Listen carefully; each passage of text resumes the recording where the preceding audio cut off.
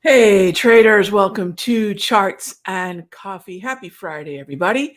We're taking a look at the post PCE morning, and I'll tell you, this is something we were talking about this morning in a session in the Sector Secrets Mastery. We'll do some pre-market futures trading from time to time around these hot zones, and PCE have been a pretty regular rotation when it comes to high impact events where there could be some pretty cool futures trade setups. And one of the things that we've seen this month is that on the previous Friday, Jackson Hole, Powell pretty much set it into motion that come September, we're going to get the first quarter point cut. And right now, the Fed Fund futures are actually discounting a potential quarter point cut each and every meeting between now and June of next year. Now, whether or not that'll happen is a whole other thing, and that brings me back to PCE. As long as inflation stays flat and cools, as opposed to jumping up, I don't mean a one tick move here or there, especially if it's forecasted and sort of baked into the cake. But PCE really has not become, it has now become not all that important. If I look back on the most impactful hot zones, apart from Powell's speaking engagement at Jackson Hole mid-month, the 16th, if you remember, we had retail sales really create quite a bit of price movement and volatility. And yesterday's pending home sales even created more movement than the GDP number that came out an hour and a half before it. So all of a sudden, we're really now in a world where as long as the inflation data doesn't deviate from flat to cooling, we clearly don't care about GDP, even though I know it's talked about a lot. There wasn't a lot of response to yesterday's GDP. Numbers around jobs, right? So that's always going to be part of the Federal Reserve's mandate, or at least it is. I don't know if it always will be, but it is. The health and the sentiment of the consumer. Pending home sales, new home sales can definitely be related to what the consumer is doing. Personal income, how much money is the consumer making? And then retail sales, how much are they spending? And then sentiment, what are they thinking? So going forward, at least for the remainder of this year, and if this Federal Reserve chooses to ditch the data dependence, that'll be a different conversation. For now, they've been pretty much entrenched in that data dependent meeting by meeting approach. That aside, because we can't control it, we can't forecast it. At some point, they will or won't ditch it. But right now, in terms of hot zones that we need to keep an eye on, they're not ones that really have come up the previous 8 months. And that's going to be, how much is the consumer? Well, are they employed? How much money are they making? How much money are they spending? And are they willing to buy a house or not? And it's really time to shift the metrics of market movement. And this has been a month that's really proven that to be true. So when you're looking at the economic calendar, and I sure hope you are, every week, I like to do that on a Sunday or a Monday morning. What are those events that we need to be keenly aware of? It's going to be in one of those 4 categories. So what the macroeconomic importance is of GDP, that's kind of, I'll tell you, unless it's the main GDP number that I've seen kind of be a little bit of an attention grabber has been the Atlanta Fed's GDP now number. Aside from that, it's a very different collection of data points that we need to keep an eye on.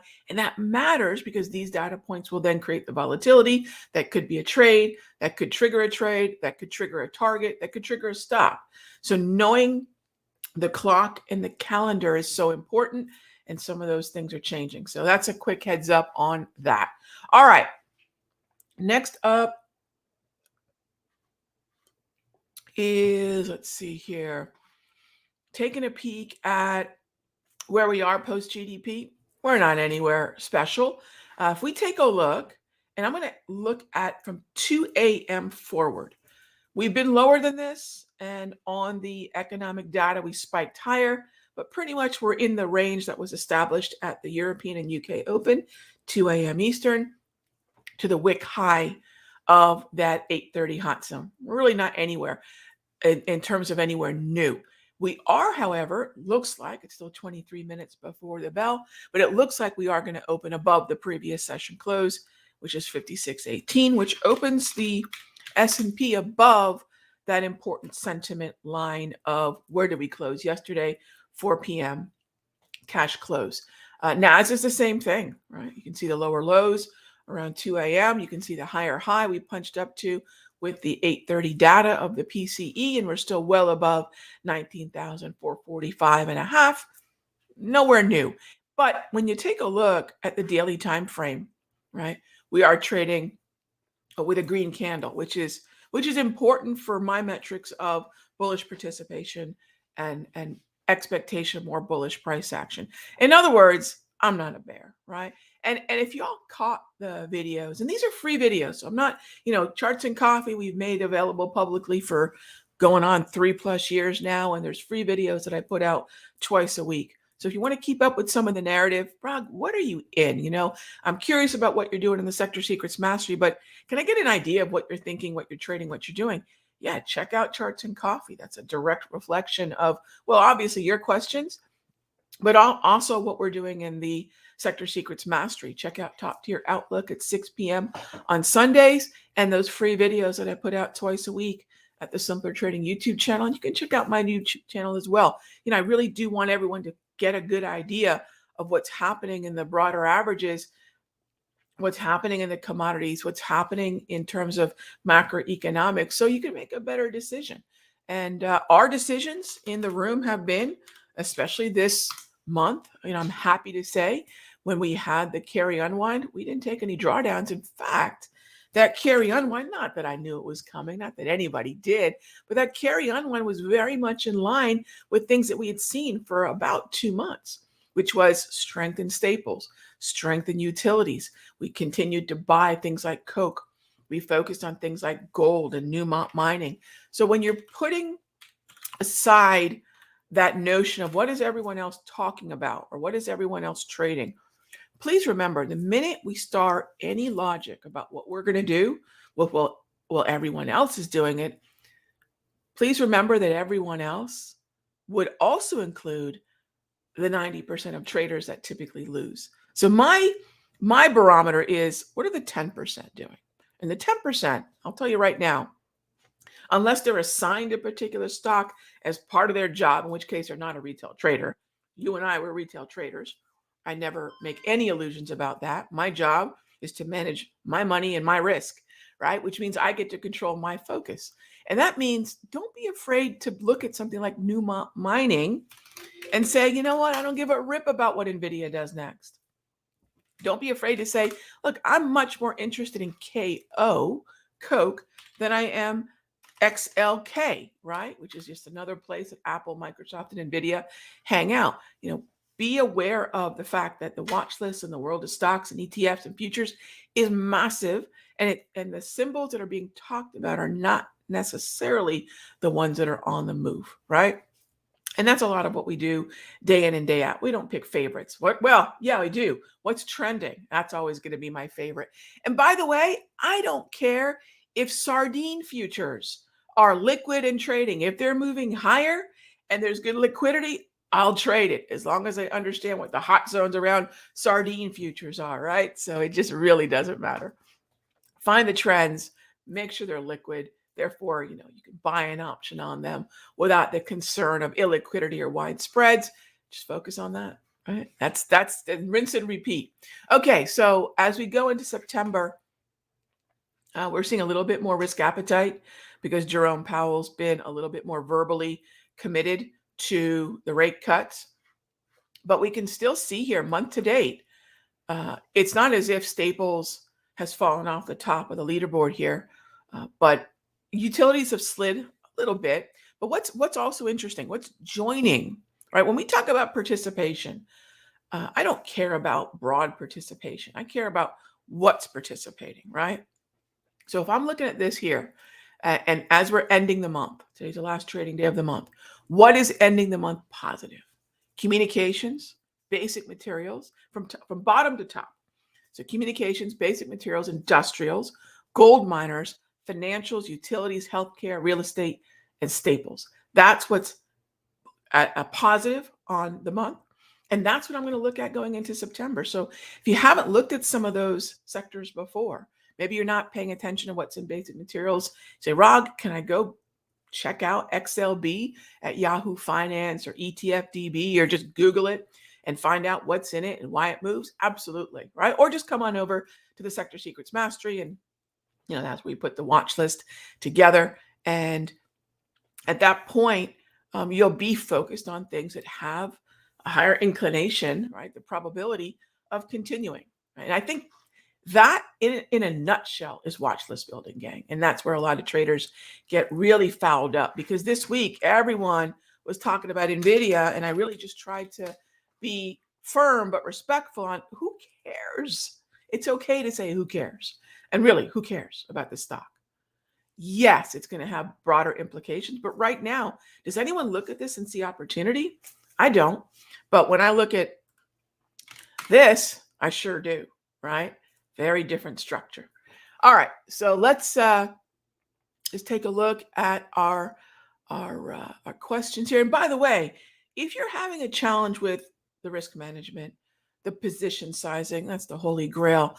If some of these ideas around watch list building are foreign, or you think, Rog, it makes sense, I just don't know how, come check out what we're doing in the mastery. Or I want to give you all a heads up, because it's going to be here. I'm in this mode already. It's going to be here in basically a month.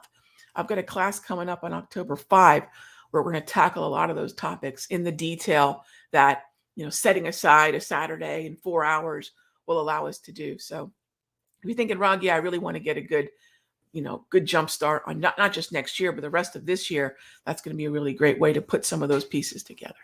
Okay, next up, charts and coffee is great. Thanks. I'll be Ren. Yeah, we'll do charts. I'm going to do top tier outlook Sunday, and I'm going to do charts and coffee on Monday, because for me, I love trading. I love traders. And I just want to make sure I compartmentalize, right? And I find that if I can spend about 30 minutes to an hour, even on a Saturday or Sunday, maybe that's reading a trading book. Maybe that's looking at a sector that I haven't looked at in a while. Maybe that's just preparing for the upcoming week. Yeah, I love to trade. I just don't need to do it all day long, right? But on Monday, yeah, I love starting off my day looking at the charts, even if we have a holiday. It's not a holiday around the world, right? It's unique to the US. We can see what's going on. And yeah, we'll be here for charts and coffee on Monday. Absolutely. If I've got coffee, right, it just doesn't taste as good without some charts. All right. Would I enter NQ now? Enrique, would I enter NQ right now? Right now? Or would I do it now? No. Great question. So this is where I have this image handy. I try to keep this image handy, and I've had it around for a long time. And this is straight from a documentary called Becoming Buffett. Great documentary. I know he's not a trader, but I would definitely watch it. It's very, very good. And Warren Buffett has an image. He has very few things on his office wall, but he does have an image of Ted Williams. I love the Bo Sox. I was raised a Bo Sox fan. Ted Williams looking at, this comes from Ted Williams' book. And he actually has an image of this, and his face, Warren's face, is superimposed over Ted's. But this reminds us what we do as traders. The market is the pitcher. We are the batter, and we have specific zones in which we know our probability for a win and managing risk is far better. And that's what this image shows. So if I'm looking, Enrique, this is such a great question for this image. If I'm looking at my zone where I have an edge, as a day trader, it's going to be down. As a buyer, probably close to 19,445. Obviously it's 916, but if it were 936, that would be something I would be watching. If I'm going to be a swing trader, overnight exposure, something I'd like to take into next week. Now remember, Monday, the markets are closed. Tuesday, we'll all be back trading for the fall season. That would be down at 19,000, about 300. And what you'll see is what I'm trying to focus on are ideally green candles in the gray zone. Yellow is fine, but yellow's neutral. So yellow could be a short in the gold zone or long puts, or it could be long calls in the gray. Yellow, the gold is resistance, the gray is support, and that yellow is a neutral candle. Once it's green, like it was on the 19th and touching the gray zone, on the 23rd and touching the gray zone, I would like to see another green candle in the gray zone, and that'll get me long. So it depends on what our time horizon is, whether you want to be a day trader or whether you want to be a swing trader. And the zones and the risk management is a little bit different. And the implications of the calendar and the clock are a little bit different. These are all things we'll talk about in the class on the 5th of October. But just to give you a little bit of insight, if you want to be nimble now, Enrique, I would highly recommend on a Friday, keep it nimble, maybe the 1 hour chart, maybe the 5 minute, and feel free to go into the weekend for the most part flat over a 3-day weekend. Now, I will be closing out, by the way, speaking of flat, I know this is not part of the question, but I will be closing out the gold trade that we've had on. Those of you in Charts and Coffee know this is something we've had open for quite a bit. And I will be very likely taking Coke into next week. This is continuing to follow through, talk about focusing on where the follow through is, right? And then very likely, although I don't know, depends on whether or not the stop wants to cooperate. We do have a long position in Pepsi, which is another symbol in that XLP. And we also have TLT, which we actually already hit the first target on. But if it can continue higher, I'll carry that into next week as well. All right. So that's what I've got going on. And then if NASDAQ can meet some of that criteria, maybe next week, Enrique, I'd definitely keep an eye on that. Okay. MX says for what is FTW? For what it's worth? For what? Sometimes I'm not up on these acronyms. Great call. It's still going. Yeah. And that is what I love about having a leader in a sector like staples, right? Rising tide. Defensives have been very, very solid, and Coke's been the outperformer. So absolutely, I will continue to buy those dips in Coke. Oh, for the win? Oh, that's what that means? For the win. Oh, I like that. Okay, I'll have to remember that. What are my thoughts on Bank of America? Sure. Let's see. Actually, let's do it this way. JR, let's take a look at it in that relative performance type way. All right, so let's see. Oh, by the way, these were the notes. If for those of you wondering, Rag, yeah, what do you do in your mastery? We keep notes like this every session. So if you're ever curious, Rag, what are you in? What are you looking at? Aside from the alerts we send out for the swing trades and our position trades, we keep active notes in the room. So, if you're popping in or popping out of the room because of any number of reasons, we keep individual notes. So you can go back later, review them.